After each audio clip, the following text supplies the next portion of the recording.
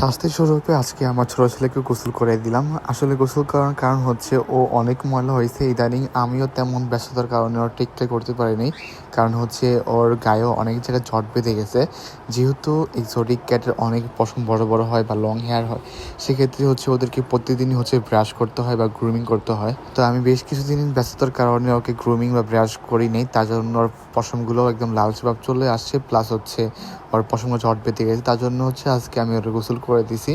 তো দেখেন, শাওয়ার দেওয়ার পর ও এতটা পরিমাণে লক্ষ্যে একটা বাচ্চা আমার, মানে ওকে যখন ওকে গোসল করাই ও কোনো প্রকারে হচ্ছে লাফালাফি বা কোনো চুপচাপ গোসল করবে। প্লাস আমি দেখেন হেয়ার ড্রায়ার শুকাচ্ছি, মানে ও কিছুই বলতেছে না, মানে এরকম একটা লক্ষ্যে একটা বাচ্চা।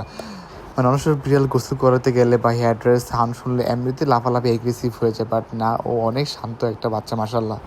তো এই তো শুকানোর পর দেখেন আমি ফারগুলো হচ্ছে এখন গ্রুমিং করলাম। দেখেন কি পরিমাণে জটগুলো হচ্ছে আমি বের করে ফেলছি। আর যদি কিছুদিন লেট হয়ে যেত তাহলে পুরো গাটাই ট্রিম করতে হইতো। তো যাই হোক, অবশ্যই অরিওকে মাশাআল্লাহ বলবেন। আজকে ভিডিও এই পর্যন্ত। আল্লাহ হাফেজ।